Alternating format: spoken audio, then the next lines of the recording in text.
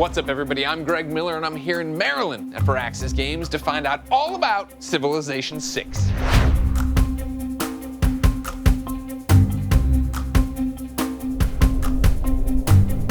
Is Civilization 6 the best one yet? No pressure.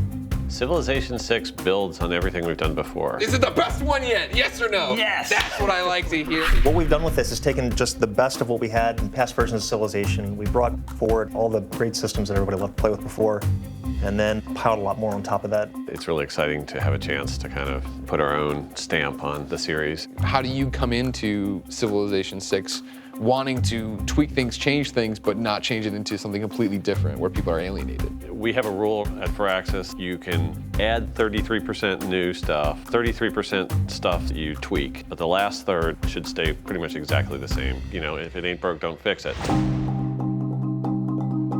What's the most interesting aspect for you? I would say it comes down to the core tenet of the game, which is unstacking the cities. In Civ 5 and Civ games, all the buildings and all the sort of economy stuff you have in your city is all kind of crammed into this city center tile. And the idea with districts that Ed had was to take some of that and put it out on the map. And so each city kind of takes on its own personality. So it's very clear what that city does. You can see, I have a library, I have a university, or I have a temple. It changes just about everything. Every time you plop down a settler, you're not just looking at the resources, you're looking at everything around it. Because your city gets specialized based on what you're seeing on the map. Not just aesthetically, but in terms of the gameplay. I'm reading the map in a way that I have never done before. We have chosen our leaders this time in order to come up with the people who are the biggest personalities. We love having Teddy Roosevelt as our American leader. Welcome to the United States of America. We have a whole new diplomatic system for our leaders so that they can bring those personalities into the game. And we call that the agenda system. So we look at what that character did in history. And so for Roosevelt, it is the big stick diplomacy policy. He was going to build up the American military to be strong enough that it was just like hands off of the Americas. He looks at the continent around him, and if anyone's mucking around starting wars there, you're on his list. Gotcha. We've talked a lot about, Civilization 6 is doing this, it's gonna be great, it's gonna be great, all these things are gonna be great, we get it. But what I wanna know is, what is the riskiest thing you've done? We rebuilt the game engine entirely. We had all these things working in Civ 5, and we're just like, out the window.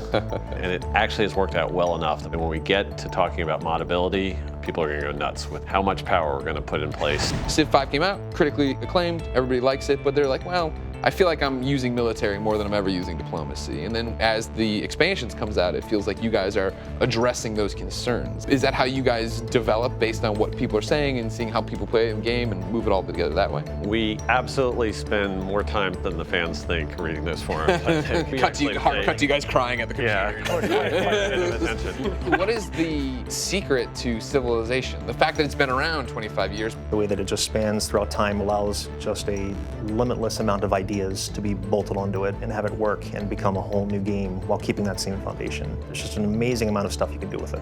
Civilization 6 comes out October 21st, 2016. Until next time, it's been our pleasure to serve. We're a very collaborative team here. We spend a lot of time concepting. I get ideas from the art team, I take them to the design team, and we just go back and forth. That's why everybody likes our games, I think.